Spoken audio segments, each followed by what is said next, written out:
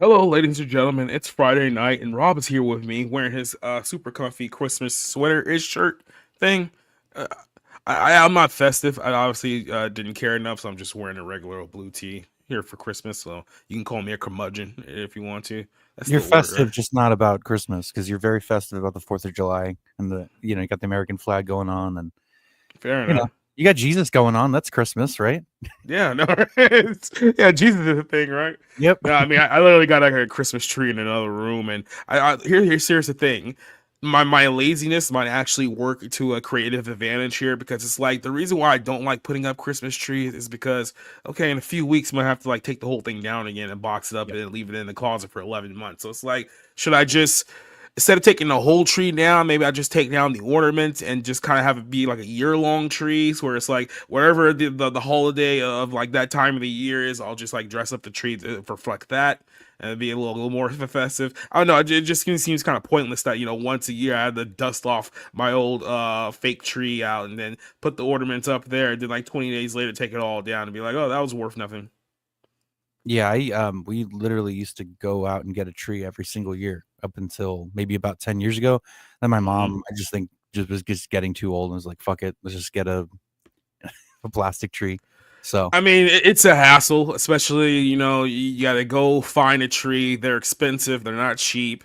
Then you got to water it every single day, or else you have like fire hazards. And Mhm. then once it's all said and done, you got to go toss it out there because it's going to turn brown and ruin your entire interior design. So it's like, it's a thing. That's why, like, hey, just go to Walmart, get a $20 fake tree, just use it until you break it down. So Yep. yeah, I like that. But anyway, we're here to talk about a movie here, Kraven the Hunter, and I guess the only really way that we can start this whole thing off is that we need to talk about this whole idea that Sony has had for at least 10 years now. Those whole idea that we're going to create a Sinister Six movie where we're going to essentially bring to life a bunch of random members of Spider-Man's Rogue Gallery, give them their own solo films that don't have Spider-Man in it, and then somehow this is going to culminate in a film that has all the villains in one movie, and Spider-Man is still not going to be there. And I think 10 years ago, everyone was telling him that this was a terrible idea. Rob, if you recall, once upon a time, there was actually a thought that Sony was thinking about doing an Aunt May solo movie. That's how desperate they were for money at one point in time, and how desperate they were for terrible ideas. And we look at where we've gone over the course of the last 6 years. I think we're about like 6-7 years in total in this whole cinematic universe, I guess you can call it that. We'll talk about here. This is probably going to go down as the worst cinematic universe ever. And the only thing I can say is like at least the monster verse never actually got off the ground because it died immediately with the mummy. But this is going on for like a number of films now, and it's just been terrible every step of the way. Yeah, I mean, I think that there's some promise in that storyline because like I grew up watching the Spider-Man animated series where they promoted and presented that idea, and it's cool. It's just disappointing that like they watched at least the early stages of the MCU and didn't learn anything. Like you didn't learn how to at least try to make halfway competent superhero movies to build off of one another and create like, this sort of evil Justice League or evil Avengers team that's opposing Yeah, Spider-Man the Sinister Six. Like that could have been an interesting idea. I just think that they bungled it so poorly.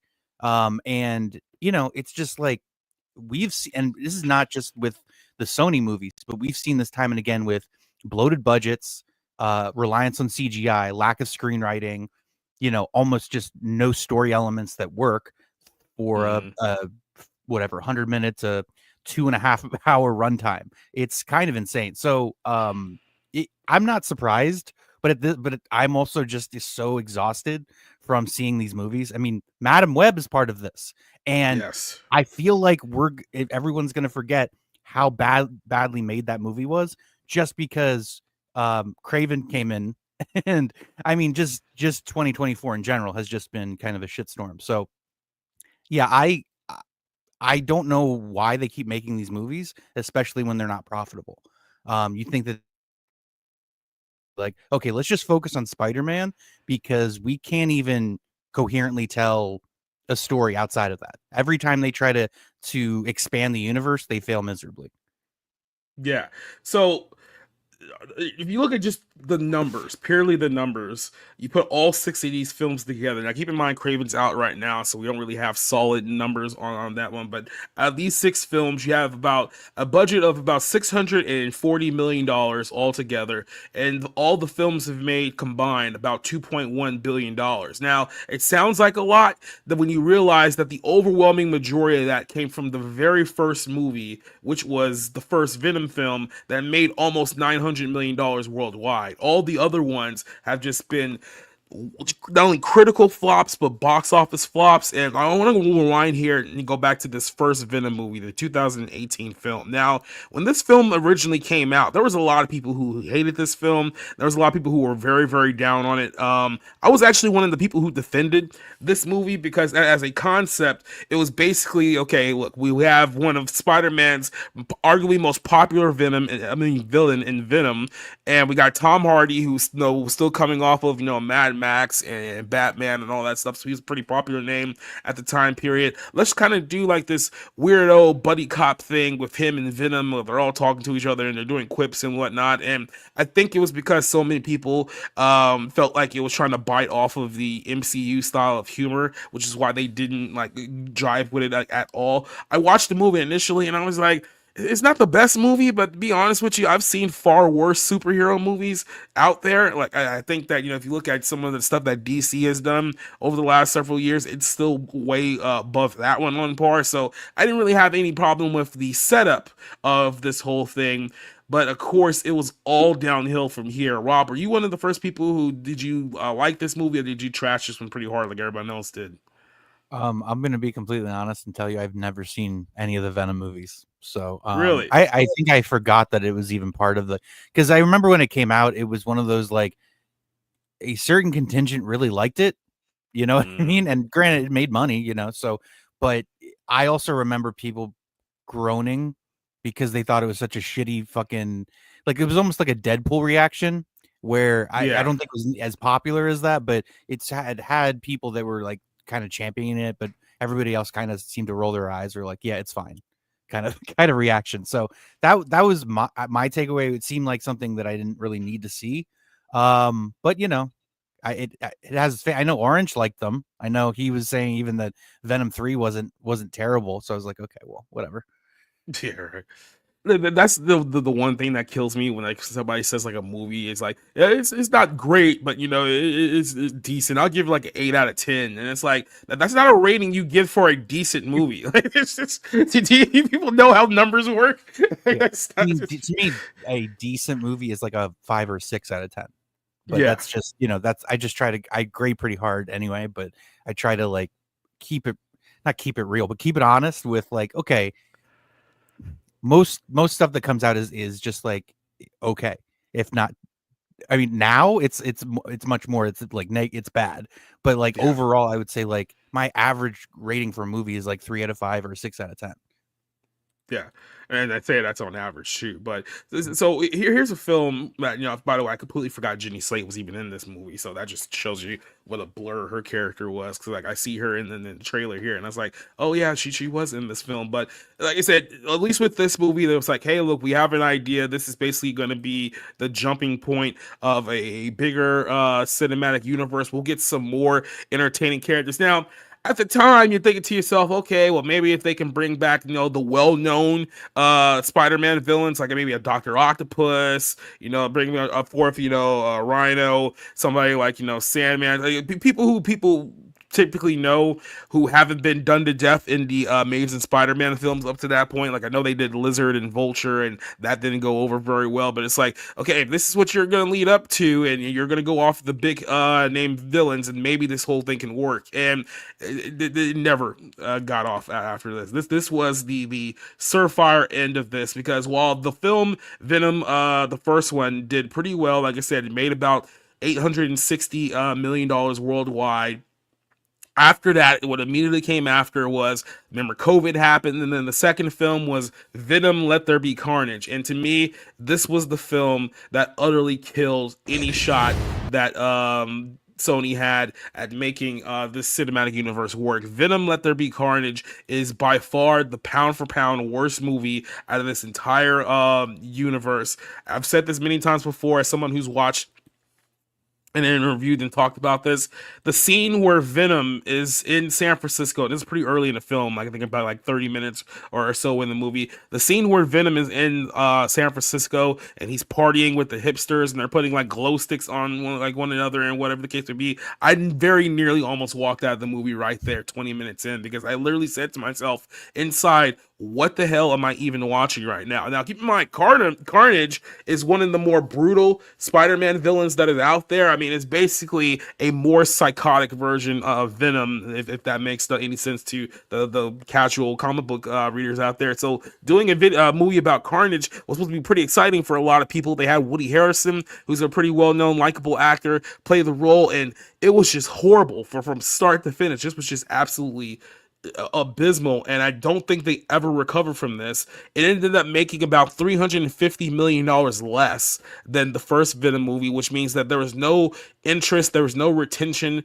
here from the first movie, and this should have been Sony's first sign that, hey, we're in trouble here. But no, they still had a whole bunch of other projects coming down the line, and they weren't going to let anyone tell them otherwise. I said you did see the first, I'm sorry, the second Venom movie. Did you happen to see a little movie called Morbius? Nope. It looks like you went out of your way to avoid the bad ones, right? Well, I The, mean, I remember how like especially I know Morbius got absolutely trashed. I know yeah. that one was like it was like historically bad. I mean, I avoided the Venom movies, but I think Morbius has an even well, I know it has a worse reputation, and I Oh know yeah. it did a lot worse. So, Morbius is probably, like I said, Jared Leto just needs to stay away from comic book movies. Seriously. yeah, exactly. Well, look, though Morbius is the more hated film, kind of in the mainstream eye. Like that's the one where like all the memes, like on. If you go to like the trailer for this video, which I'll probably do like here in a second, there's so many memes and jokes about how bad this movie was. And I saw the movie, I just thought it was bland. That's the Mm. best way I could put it. Like it wasn't enough to muster true hatred for, but it was just probably an extremely bland movie at the end of the day. I still think Venom 2 is worse than this one, but this is a film that came out. Everyone mocked it horrendously. Everyone was mocking Jared Leto, who they put to play Morbius in this film. And then, because if you remember, this actually happened, because people online were posting memes about it on Twitter and on YouTube, Sony somehow thought that the film was actually popular because everyone was talking about it to mock it. So what they did is that they put the movie back in movie theaters, thinking that there was actually a buzz around it. It's like, hey, this movie bombed, and now people are talking about it. Let's put it back in the theaters, make money, and it bombed again. So technically, this film literally bombed twice. That is on record.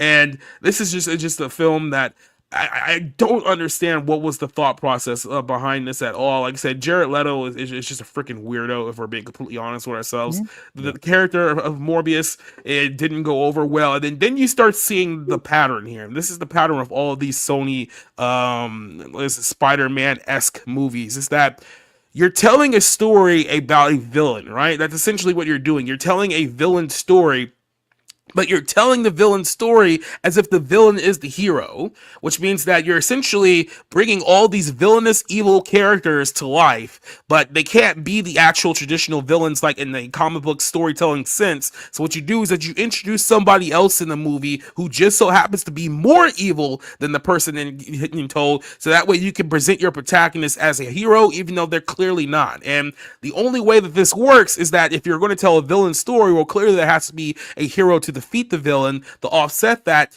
the only hero anyone wants to see is Spider-Man, and Spider-Man's not in the movie. So do you see the problem here? Yeah, big problem.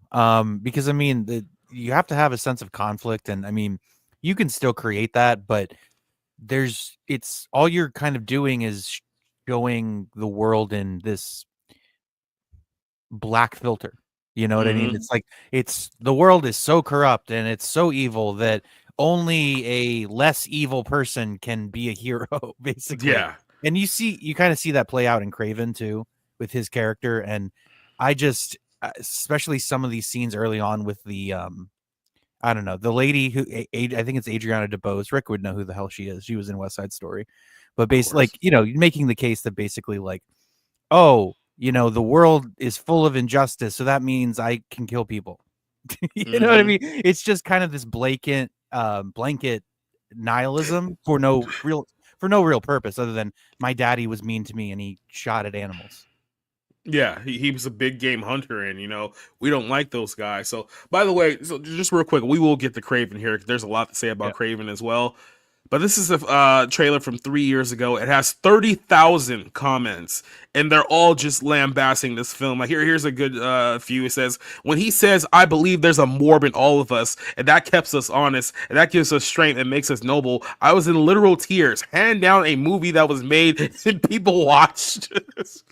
Here's another one. The film was so inspiring. I got literal chills during the final battle when he killed the villain and said, "There's more where that came from. Definitely one of the movies."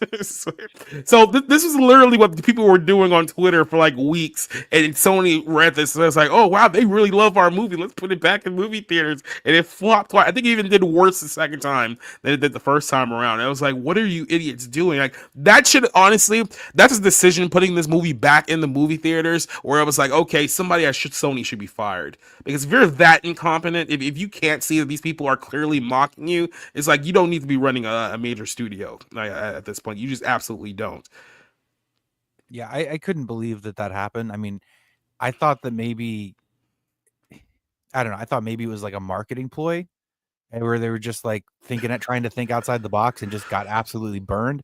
I don't Mm-hmm. know, but it was just like, or maybe it was like the person who was responsible for putting out Morbius in the first place, and they were like, okay, well maybe this will, well, we can recoup expenses on some bare minimum. Nope, nope. It was just a Nope. complete abject failure. Yeah, way to go, guys. You were absolutely amazing. This one is great. I love it when Morbius says, "When life gives you morbs, you make Morbinade." It was honestly awe-inspiring and eye-opening. It was truly one of the lines of all time. Like, we can literally do an entire show just on these stupid comments. There's Yeah. thousands of them on this video, but that's That's Sony's in a nutshell. Like this is the road that they've been on for several years now, and like I said, everyone told you that this was a bad idea, but you kept going with it. So here we get to 2024, and they give us not one, not two, but three Sony, I guess Spider-Verse films in 1 year, and it all started earlier this year with yours and mine's favorite actress in the whole wide world, Dakota Johnson, who quite literally buried this movie when it came out because I think everyone realized that they were mocking her for how bad it was, and I think she tried to get ahead of it, and didn't exactly play very well with the executives at Sony, who were probably already under the gun. But then again, those people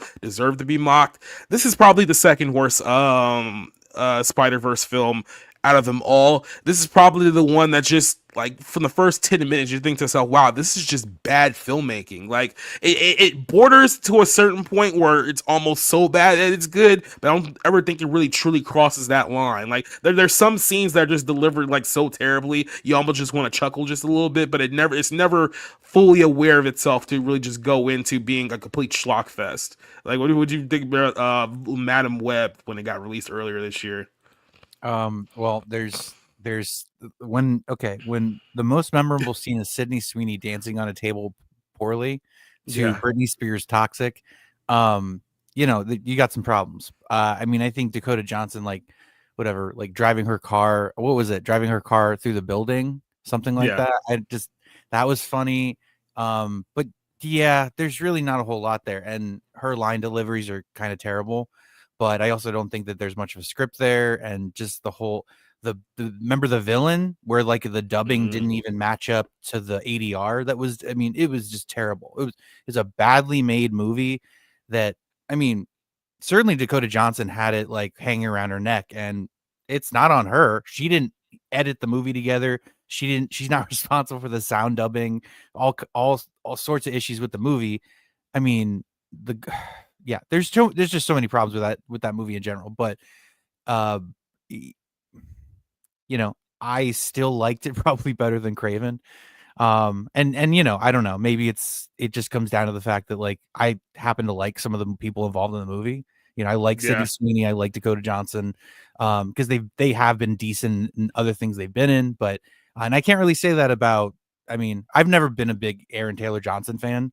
He's in Kick Ass, and not a whole lot since then. You know what I mean? So, I mean, I know that people like him as what was it, Quicksilver Yeah. in the event. I don't know. See, I'm just losing it now. But I think it was the Avengers timeline, but Yeah, I mean, you put three, four moderately attractive women in a film, and then you dress them all down. And by the way, all of this, oh, but they get to be in their costumes. This is what a dream sync was. No one was in their costume the entire film. So nope. that was also a bait and switch. The villain was completely forgettable. The lines early on of this film were abysmal. There was nothing about this movie that was truly good, and it's actually quite a marvel that this film is not in my top 10 worst movies of the year. I think if it was just kind of a normal cinematic year, this would definitely be on the list. But unfortunately, there was a lot of trash that we suffered through this year. So this is kind of an abnormal year when it comes to that. So that was Madam Web. And then that leads us to the film that just came out like literally, what, 2 months ago, or a little under 2 months ago, the third and final Venom movie, which had the audacity to try to make it seem like people actually cared about these films. It was kind of like a goodbye to the character of Venom and this whole buddy cop union that these two have been on for a while. Understand this, that the first film, 850, right? That was the first film. Second film, 500. The third film, as of 2 months in movie theaters, 472. So this has been losing money with every single one that has gone on here. And there was kind of just a nonsensical plot to this whole thing. It's like now all of a sudden, Venom and Eddie here have some kind of MacGuffin where whenever they merge together, they get hunted by intergalactic like space demon alien things. And there's this guy called Noel who's sitting on a space rock somewhere in the ether who needs to come back to Earth, and somehow Venom's the only one who can bring it. Like, it's so stupid. It's so dumb. By the way, I forgot to completely mention here that Andy Serkis directed the second Venom movie. movie. Like I got to overlook that one entirely. He did the motion capture and for Noel in this film, but they just let him direct the second movie, and I was like, why? Like why would you do something like that? Why would you do something so stupid? And then it was like it's so dumb. And then with this movie, they kept the writer from the first movie and let her direct the third movie. So apparently, no one's good at making creative decisions at Sony, which is why, in all honesty, should we even consider Sony a major studio at this point? Because it feels like they're only like 3 seconds away from being sold off anyway, right? Yeah, I mean, Sony's been in trouble for quite a while. I mean, they had the debacle with Amy Pascal, who Yeah. greenlit the Ghostbusters, female Ghostbusters movie, along with multiple flops. And then Hmm. she saved her ass somehow, but I think being part of the Barbie deal at Warner Brothers, like she was Yeah. just kind of floating around after failing at Sony. But they had Once Upon a Time in Hollywood 5 years ago. Um, they own the Spider-Man franchise. They used to be basically they bought Columbia is what happened. Sony Yeah. bought Columbia Pictures and then, they just slapped their fucking name on it. So they've just managed that property terribly. They're they are probably the next major studio to go. And certainly if they keep making these movies that fail the box office, that's gonna, expedite that process. I mean, right now it seems like a race to the bottom about who's going to fold first. It's either going to be Sony, Warner Brothers, or Paramount because all of them are basically looking to sell to somebody. And it's like, okay, like, all you guys don't know what you're doing. You're all going to fail miserably. So then what's going to be left now? We're basically going to be like, okay, the only two left is going to be Disney and Comcast, and then that's it. Yeah, and I'll say this: I don't know how they do it, how these studio executives, these film executives, just keep surviving. I mean, it used to be a joke. I mean, they made a joke about it in Family Guy about Michael Eisner, how like he survived the those hard days at Paramount with under Barry Diller and whatever, and ended up somehow at Disney, and then ended up as like the president over at ESPN before he like Yeah. retired or whatever. And so it's just like you just keep these parasites just keep it's just popping up and Just the best way to surviving. And it's describe funny just because parasites. talking about venom and what is venom? What is a symbiote? A symbiote almost is like a parasitic organism. So I think that's kind of interesting. Yeah.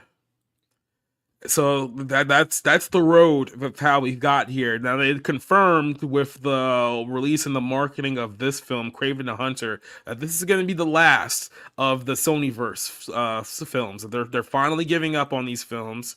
There won't be another one after this. There's no future plans. They've been talking about doing different things with different characters, but I mean at this point they realize that this whole idea is just dead in the water. So whatever plan that you guys had on the Sinister Six or Jackpot or that Olivia Wilde, like none of those things are going to materialize. And let's be honest, every second that you spend on those films are going to be a waste of your life. So just let it go. It's not happening. But this brings us here to Kraven the Hunter, which I don't know. Would you even call Kraven like a C-list Spider-Man character? Like is he even like that high on the tier list?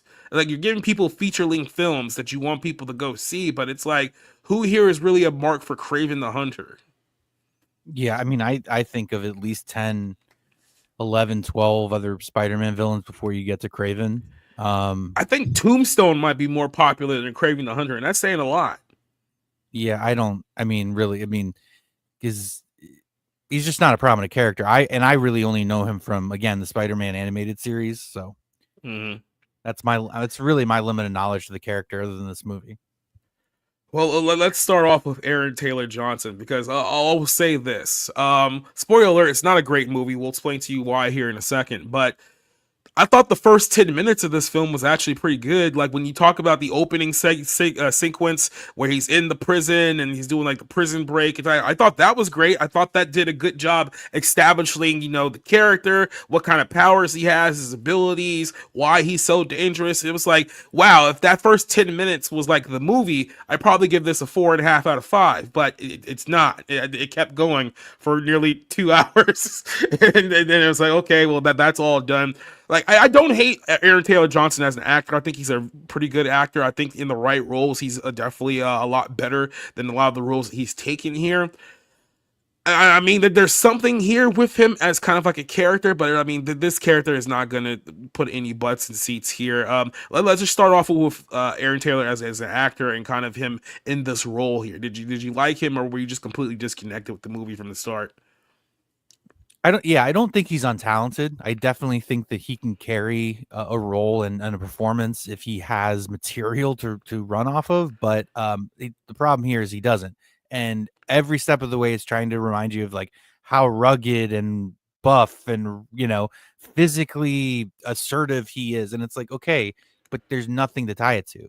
And that's kind of just how I felt the entire time, is that he started projecting this thinly veiled nihilism, and you know he has to be a little headstrong because his actions affect those he cares about, which he doesn't sort of foresee, even though he's told this literally by a character. So whatever. It's like I understand why they're doing it. I just think it's really poorly executed on their part. Yeah, I mean, so quick little, I guess, a note here that I should make about this film is that I had to be okay. Who wrote this film and like who directed this film? JC, what's his name? Chandor, is that his Yeah. name? Mm-hmm. The only film that I know him from is Triple Frontier. That was a film that I believe came out on Netflix roughly about 5 years ago. The other films that he's like directed, I'm not familiar with. I think he may be a little bit more familiar with than I am. Yeah. But the writers of this movie are the same people who did like Punisher Warzone and that film, which is kind of weird. And then the other only person I can think of here is like the guy who's a writer or is given writing credits to like Expendables 2 and the Equalizer films. And it took three people to write this film and put it together. I'm just thinking to myself, has there honestly has there been like a movie like in the last 10 years that has more than two screenwriters who don't work in a duo that's ever turned out good? You'd be surprised. There's some exceptions, like and of course I can't remember them right now, but like there'll be an old movie and it'd be like, wow, it had four screenwriters, or it had three screenwriters, and it's a really good movie. Like I'll put this out, Gladiator, the original Gladiator movie was Mhm. kind of written on set. I mean, you had the bare bones of the plot and everything, but there's a lot of stuff Russell Crowe came up with Ridley Scott, with the screenwriters that were on set. So you have exceptions like that. It's just the way that Hollywood is now. When you see that a movie has four screenwriters, most likely the movie's not very good. That it took considerable effort to sort of like tie everything together and bring this piece out, remove that, all and you see it on screen where it's just a poor understanding of story structure, of character motivation. Whereas it was a lot more common in the 90s and early 2000s. Yeah. I think even there, it's like, you still have to have some kind of cohesion as a unit with a bunch of people. And it just seems like they're getting people who to write a script, and then they have to hire like three or four other people to kind of doctor the script and kind of like scrub things up. And then if it's like really, really bad, they'll get someone who actually knows what they're doing to kind of look over the script and kind of like doctor it even more. And then because at that point you've had like six people who have at least put pen to paper on this mishmash of whatever the hell you want to call this movie. You got like six screenwriters who are accredited to this, and it's just a complete another mess. And that just seems to be time and time again where the incompetency of the creative process in Hollywood just rears its ugly head, and you can figure it out pretty like quickly on just by how many writers a film has. And by the way, I believe there's only been two movies in this entire cinematic universe that did not have more than two writers attached to it, and both of them were Kelly Marcel, and it was literally the last two Venom movies. So it's not even a high bar even within its own universe. That's how much they're struggling here. Oh Jesus, wait. Kelly Marcel wrote those movies? Yes, she wrote. So She I wrote. So the first one she wrote with Scott Pinkler. Sorry, with Scott Rosenberg and Jeff Pinkler. Then they gave her the full pen for the second movie, which is probably why it was awful. And then she wrote and directed the last Venom movie. Okay, the reason I bring this up is because Kelly Marcel, of course I didn't realize this, but she was on the Bret Easton Ellis podcast. Hmm. Like hold on, I think it would have been before because it was, and this is why, it's because he was obsessed with writing 50 Shades of Grey, and she wrote the screenplay for that. And so that's why. And anyway, not important, but I just thought when you said that, I was like, really? She okay? That's embarrassing. So, but no, what I think is interesting is Craven. I know it was impacted by COVID. I don't know if they had any reshoots, but this is okay. The new Superman movie that James Gunn is putting out. It was in the news that they had to do like reshoots, and it's like I basically pointed out it's never a good thing when a movie has reshoots. Now it's not. It doesn't mean it's guaranteed to be a disaster, but it's not a Yeah. good sign. Function like when you're putting a production together, one of the jobs of the producer is laying out how many shooting days you need, how much money you're setting aside to get the production done day 1 to day whatever, day 90, day 92. If you need extra days, that's extra money you did not account for.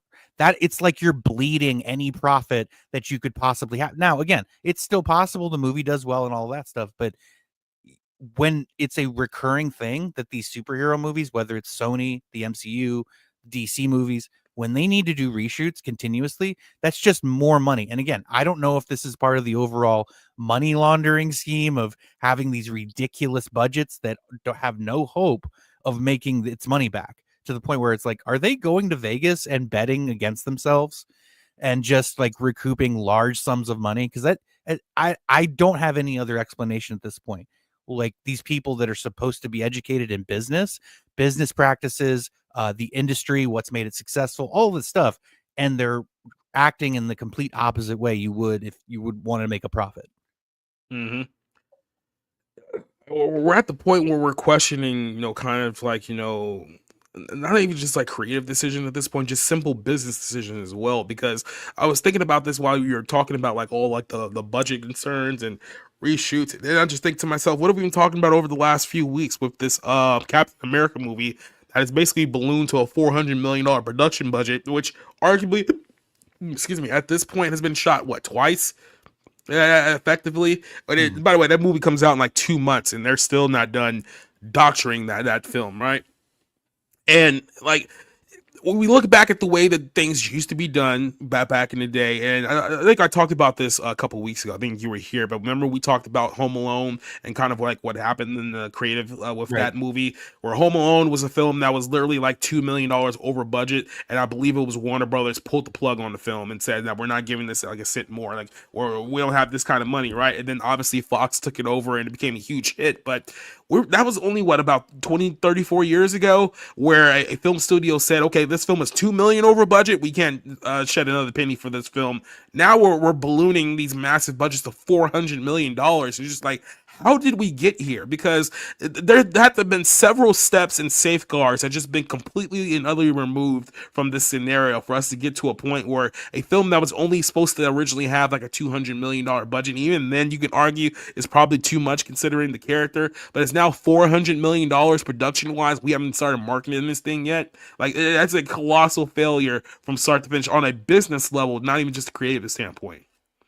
Yeah, and I don't really know how to look at it other than gambling, because it's like they'd rather spend the money and hope that it might be a hit than just go back to the drawing board, make smaller productions, use less CGI. I mean, it's like they're disconnected from what made movies good, what made Yeah. people invested in movies, and it's like you can use CGI effectively. I've talked about this before. There's ways to do it. There's ways of incorporating it with real life locations, but you have like there has to be, and this is just an artistic opinion really, but you have to have like a tactile environment to get people to Yeah. buy in.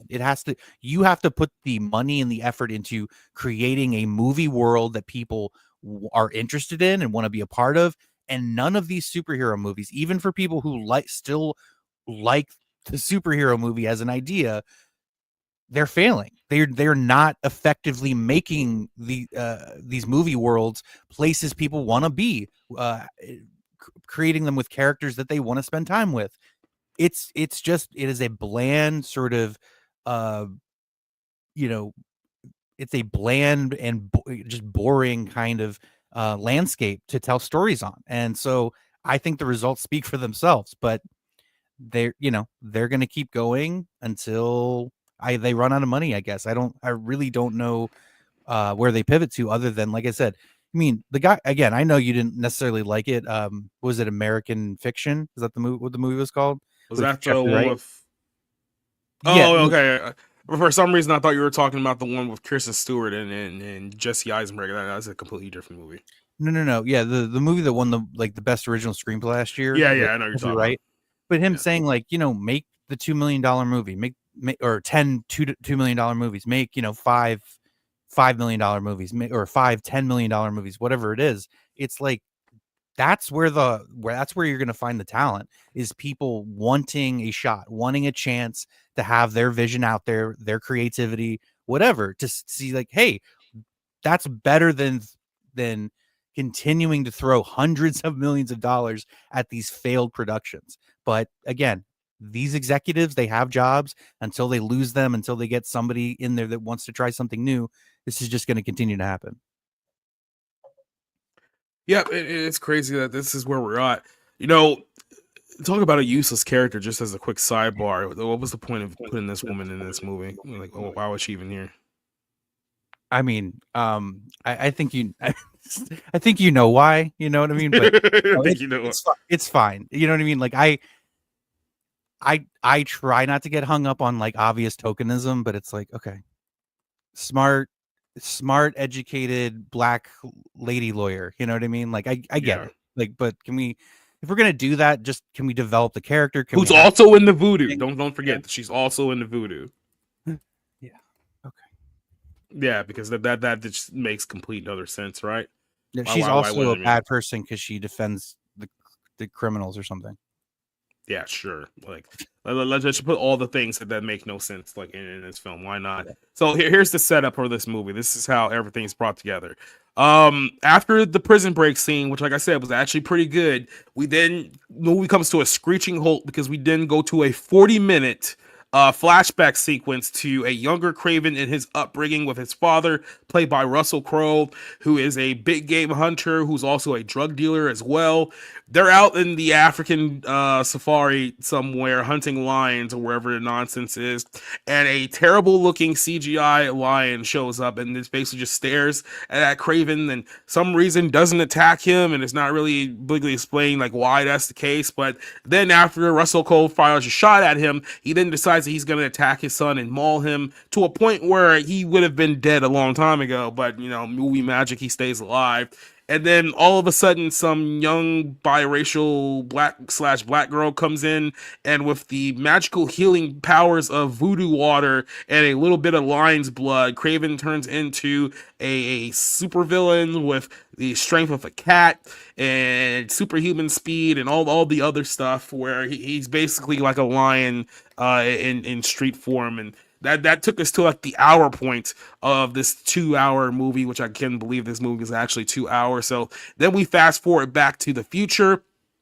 And apparently, the Rhino, who's also introduced in this movie, played by someone who we'll talk about here in a second, he realizes that he's on Kraven's list because there's the whole gimmick of the movie is that, oh, you're on Kraven's list. There's no way for you to get off. So, the only way to get off is to kill Kraven. So that's what we're going to try to do here. He hires an assassin to go find and kill Kraven, and then that doesn't work out. So they decide, okay, well, I'm just going to do it myself. And then somehow between there, we got to that in the end of the movie. So did I miss any key storyline details of that film? Is that a pretty fair assessment? I mean, there's a thing with his brother, and Oh yeah, right. His brother is there, and his brother's kind of weak. He doesn't stand up for himself in any way, shape. So he's like, his father is like a mob boss, and his brother is like, this super athletic hunter, and he's just kind of like a whiny little bitch who's like not even like smart enough. That normally when you do storytelling like that, you have like a character who's like physically strong, but then like the other character is like someone who's super smart who can like outwit his entire family, kind of offset his lack of strength. But they don't even really do that in this film either until they try to do some weird hill turn towards the end. But it's like it's completely unearned. Like 2 hours into the film, when you know now we're gonna try to make this guy a villain, it's like, yeah, no.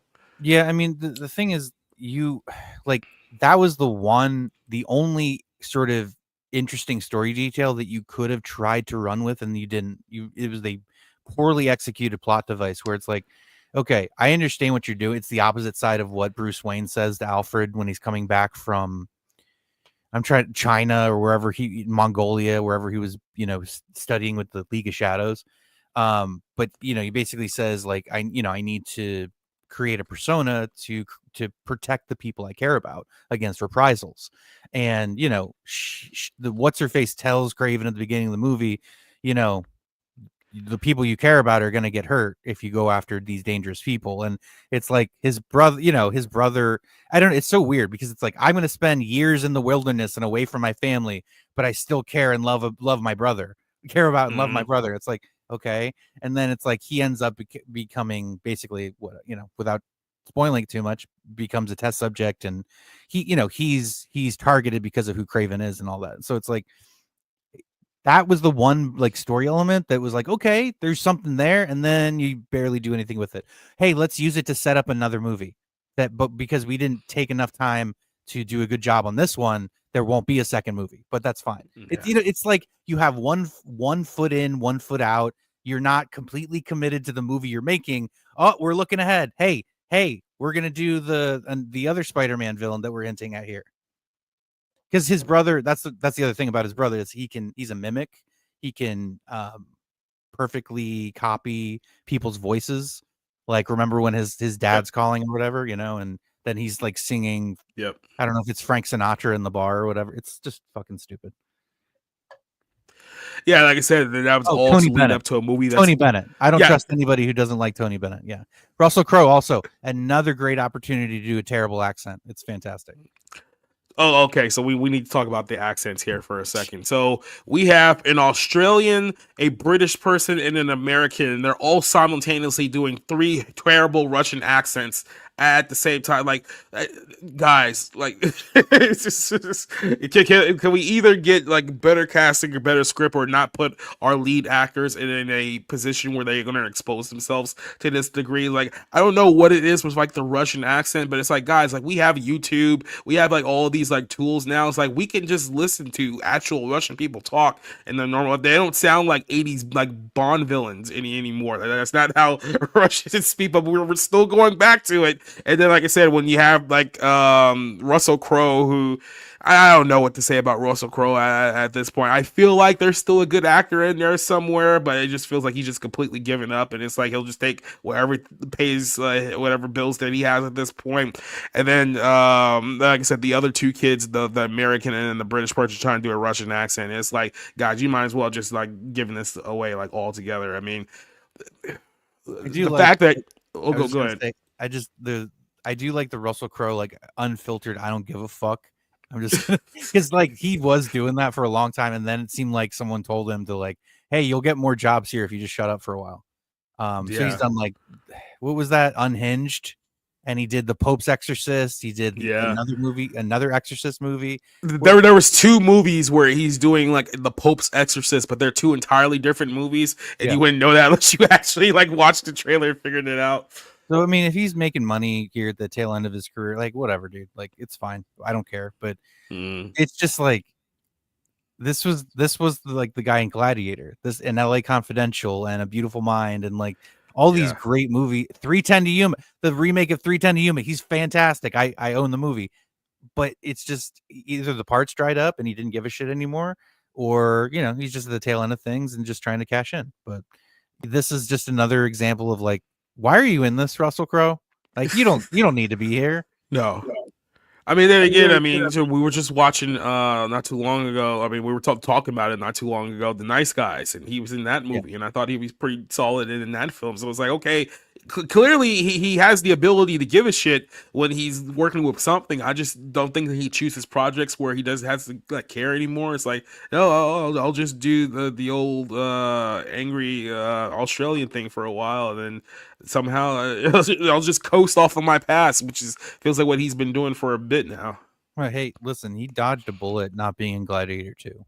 Okay, I don't know how he would have been in Gladiator 2 since he Yeah, failed. because I That mean, he died, and then like he's like gained like 100 pounds since then. So yeah, I true. don't think that's gonna like work anymore. No, But yeah, dude. So the other guy let's talk about here, this clown show villain here. Was it Alessandro Villanova or Villanova, whatever his name is? Is he actually? No, he's American, but is he like of some kind of descent? Like, no, I guess he's just a Boston Jew. Okay, I thought that he was like more foreign than that, but this guy who's playing the Rhino early on in the film, like he comes off like a complete cartoon character, but it gets to a point where it's like so over the top. It's like he's out of place for like a Hanna-Barbera cartoon, and it's like, oh god, this is the villain. Like this is the point where he starts like talking and doing his over the top shtick. I just think to myself, okay, this is where the film absolutely falls apart. Like this is the moment. Like, did you feel that when he showed up, or were you actually somewhat impressed by what he had to offer here? yeah, I mean, I don't. This is difficult because this is the actor who played Dickie Moltisanti in the Many Saints in Newark, so I'm incredibly biased against him. Kind of, and it's not his fault. He's just playing a role. Like I get it. It's just an actor. Mm, But I did not feel like he brought anything to this. I didn't feel like there was much of a conflict. When he first shows up, he's basically showing you what he's capable of as the Rhino, and he's like being told about Kraven, and then you just see his whole demeanor change, and it's like, okay, we get it. Like, he's actually he's afraid of this guy who's going to be coming after him. So it's just very kind of basic black and white stuff, but just not. It didn't really help move the story forward, because there's no identity there. Um, yeah. you know, like I don't know, the Rhino to me is a pretty dynamic Spider-Man villain, and I never really felt that personality come to life. Mm. I mean, I'll give them this. At least they did a better job with the Rhino in this movie than they did with the Amazing Spider-Man 2, whatever the hell that was supposed to be. I Was mean, that Paul Giamatti? yeah, where he just gets into the giant like robo rhino thing, and I was Suit? dude, that's by far to me is the worst Spider-Man movie out of them all. Like that's even worse than Spider-Man 3. I know that's the Was popular that one to hate. the Jamie Foxx one, the Electro? Yeah, the Yeah. Electro That one. one was terrible. Yeah, I literally turned that because I was on streaming or something when I finally saw it. I Yeah. turned it off like 40 minutes in, something like that. It was Jamie bad. Foxx's supervillain motivation was that Spider-Man didn't remember him from that one time that they met. That was Okay, buddy. oh, that was Sounds like a Jordan Neely thing to do. yeah, exactly right. Oh my god, that's so bad. Yeah, so this is basically the film. Like Sergey, who's obviously Tara Johnson, he does a drop of blood and literal hocus pocus. He becomes a super hero slash super villain, and I do like this. Here's one thing that I do like though. Towards the end, he has a conversation with like his brother, where keep in mind, Craven is supposed to be a villain. He's not supposed to be a hero, but this is what they're doing with these characters because they don't know how to present them. And his brother kind of like calls him out, and it's like, oh, you think like you're any better than dad? And it's like, oh, well, I have a code. It's like, oh, you have a code now. That makes you more better than all the other people that dad killed, because at least the people you killed were honorable. Like he's basically calling him out for deluding himself into thinking that he's actually a better person than his father when they're basically the same person, right? So it's like there's there's little hints that you get out of here, little hiccups of this movie of an actual better movie, and I just think to myself, how could we have not gotten like this script into someone competent's hands? Like literally, we ended up putting in hands these absolute chuckle fucks. Like there actually could have been a pretty solid film here if you worked more in the characters and not try to play so much into kind of the comic book sloppiness that we see out of these Sony films here, but I don't know. It just seems like much like the whole direction with the Sony verse that there's no true direction. There's no not even that traffic guard. There's not even like directing traffic in this film. It's just kind of like, okay, here we're doing this. Go wild, send us the dailies, and then we'll give you 130 million dollars. Because by the way, that's the budget of this movie, 130 million dollars. It made $2 million in its previews last night, so probably not going to make that money back. Yeah, and I do have to say here, I actually feel bad. Maybe I shouldn't, but I feel bad for JC Shandor because Mhm. he did a movie called Margin Call, which came out in 2011, which is probably, in my opinion, it's the best movie about the financial crisis of 2008. Yeah. It's just an incredible movie, but it's basically a play. You know, it's basically a lot of people talking, a lot of dialogue, a lot of very good actors kind of like strongly going at one another. This I don't know what the hell he's doing here. Why are you directing this movie? Now maybe it's just a paycheck. I tried to look up what he got paid for this. I'm sure it was like a 2 million, 3 million, 4 million just to come in and direct it because he's done stuff before. But some of these directors, it's just like, you're not going to have any creative input. You're basically shooting a studio approved script, and you're really just a hired hand at that point.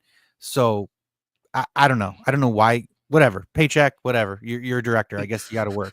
But and some of the time, like I'll look at who's directing it or whatever, and it's like, why? And I guess it ultimately just comes down to there's not a whole lot of work out there for people who want to make movies, and you know, I guess we all got to put food on the table, But that's all I can think of when I look at this. I'm like, okay, so there are talented people here. There are talented Mhm. people who are working on this movie. And it's like, do they know? Do they know? Do they know it's a piece of shit and that they're just going through the motions? I don't know. I'm really at a loss for words at this point. Yeah, I mean, I think that what makes it kind of the tough for me because, like I said, there's so many movies that I could point to like this year and just be like, man, that was just shit from start to bottom. Like everyone involved with this is the absolute knucklehead, and I can't really say that about this film because I know that there's competent people around like this movie. Like I said, there are good actors here like, in this film. Like there are some moments that work. There are sequences here that work. So it's like I know the people here know what they're doing. It's not like they're completely incompetent, but something just went completely off the rails here. The pacing of this film is absolutely terrible. There's absolutely no reason this needs to be 2 hours and 7 minutes long. You could have cut 30 minutes out of this film and it probably would have been far better. Like, why do we need to go back to the past for 40 minutes and explain the origins of like this character? There didn't need to be anything more than that 10-minute in and out, and then we're going on back to the regular character here. I mean, when you take Aaron Taylor Johnson out of the film for that long, you forget that he's even in the movie and you've lost all your momentum in the first hour. So like it doesn't even matter what you do in there because now you're just trying to play catch up. It's like there's so many basic things that could have been corrected here, and it's just not there at all. But I will say this: I know this is a extremely low bar. I will say this: this is the best Sony Spider-Man movie to come out this year. So, well, we've had three. So it was Madam Web, it was Venom 3, and it was this one. This is the best out of the three. It ain't saying much, but it is because at least there was actually something here that it's like, oh, okay, I actually kind of enjoyed that. I can't say the same thing about those other two movies. Like I think Madam Web is by far the worst out of the three, and then Venom 3 is just perfectly in the middle between other shite and whatever the hell this is. So if I'm giving my final rating here for this film, I'm giving it like a 1.5 out of 5. I don't think I can go any further than that. Yeah, like I said, some things work, but a lot of it just doesn't. Like I would love to like kind of do a script doctor of this movie and do a lot of red marking and erasing, just like they used to do in grade school. That's exactly what this film needs. Yeah, I don't. I'm at that point where it's like I don't even. I'm so tired of bad movies, but yeah, I mean, there's some of the violence just had me laughing. Like in the opening when he breaks through the truck window and like Indiana Yeah. Jones, by the way, and he bites the guy's nose off. Just laughing Mm-hmm. my ass off in the theater. So I mean, there's some like over the top crazy shit like that. It's kind of funny. So I would say that's not a complete loss going to see this, but you got to have really low expectations. I mean, have low expectations. I would probably give it a 1.5 out of 5 though. So, and it's better than a lot of movies this year. So, which, Yeah. or I'll say it's a better score than a lot of bad movies got this year, which there have been a lot of bad movies. So there you go. Oh yeah, that worst of list just keeps growing. But I will say this, and like I said, I think that's all that we need to say about the Sony Spider Verse when it comes to this movie. like I said, that this was a bad idea from the very beginning. They kept this going for years when they absolutely should not have, and then it ended up getting to a point where, like I said, we were ending it with Kraven the Hunter, and then it's just over and it's no more. And it was like, why did anyone even waste their time with any of this? That's basically what I'm saying here, there. But before we get out of here, I do want to talk about one movie, which I'm not sure if you've seen it yet, but it is something that's on the list. I did find out this week it did get nominated for Golden Globes. Now, like I said, it's Golden Globes. Whether it gets nominated for an Oscar or anything like that to be seen. But have you heard of the movie September 5 or September 5th, if you guess you want to say it? I heard you talk about it, but yeah, I haven't seen it. No. Yeah. So September 5th is essentially a film that basically recreates the events of the 1972 terrorist attack, where the Palestinian terrorists basically kidnapped the Israeli Olympic team. There was a whole, essentially, what was the best way to describe it? There was a whole hostage situation that went on for a couple of days, and then a failed rescue mission, which basically led to everyone getting killed, right? And when you kind of like go back to that time period and what had happened, I mean, this was a time in Germany where, hey, it's post World War II. So like Germany's still trying to like make up with the rest of the world, be like, hey, we're not Nazis even anymore, even though we're still kind of divided because of the Berlin Wall thing. And they were trying to like show good graces with like the world after everything that went on 30 years prior. And then obviously the Palestinian terrorists show up, they kidnap a bunch of Israelis. No one really knows what's going on. You go to find out after the fact, and I mean, there's a lot of stories about this. I mean, you guys can search on YouTube yourself. Germany, because of their fractured government, I guess they had no one who had any experience in crisis managing, especially like when we think like, okay, if there was like a hostage situation, who do you call? The SWAT team. They would negotiate. You would have intelligence agencies and like officers and all kinds of stuff trying to figure out what's the best way to like smooth the situation over. Apparently that didn't exist in Germany at the time period. So they just had regular cops with like long guns and rifles trying to James Bond their way into like the building here, but no one actually knew what they were doing because they were never trained for this type of situation, right? And it shows. Then you go on and show even more incompetency. The whole setup is that, okay, we're gonna go to an airport and we're gonna let you guys escape with like the hostages. So they were trying to set them up at the airport to, I guess, save the hostages. A firefight went on for about 20-30 minutes. All the hostages die, right? Now, what they claim happened here in the film was basically this, is that the German media was basically BSing people into thinking that they had the situation under control when they really didn't. So initially they reported that, hey, we got all the hostages, they're all alive, only the terrorists died, right? And obviously that goes all over the place. If you remember, the news initially said that, yeah, all the hostages have been freed. So for a while there, everyone was celebrating like, okay, best case scenario, we got the good ending. And then literally like an hour later, it was like, oh, yep, sorry, they're all dead. Yeah, that was a big oopsie. I mean, that is quite literally one of the biggest oopsies in the history of journalism, going from, oh, they're all alive to they're all dead within the course of an hour, right? And that's how the film ends on that note. But it's basically just retelling that story of, not really knowing what was going on and kind of like being in when the type of tense situation. It reminds me very much of a film. I'm not sure if you've seen this one, but you probably remember Michael Keaton did a film about 20 years ago now, actually, called Live from Baghdad, which was retelling the first invasion of Afghanistan. Yep. It was essentially a story about how CNN came to glory by covering the first invasion with Saddam Hussein and Gulf War and all that stuff, and that's how they grew their name. It takes a lot of that style of storytelling, where you're basically telling it from the story of a news team that's in international, I don't want to call it waters, but they're in a foreign country, and all of a sudden a hostage situation breaks out. So they're supposed to be there just covering the Olympic Games and talking about the sports and whatnot, and now all of a sudden they have like the biggest news story in the world at their hands, and everyone's trying to figure out what's going on at the time period. There's a lot of confusion. I do really like this film. I don't know where it's going to be in my top 10, but it's just easy a top 10 movie for me. I definitely would recommend it. It's obviously, if you guys know the story, don't go in and thinking you're going to get a feel-good movie, because obviously the real story didn't end in a feel-good fashion, but it's one of the few movies out there where it's like, hey, look, I mean, there's not a lot of good films out there to watch right now, and some of the better ones have some themes that may just depress you just a little bit. But I mean, for actual, like, if you're looking for actual films, that's probably one of the better ones that you're going to see this year with a few weeks left to go. I don't know if there's anything out there left that I'm truly looking forward to. I know some of you guys are trying to hype up, was it the Nosferatu movie?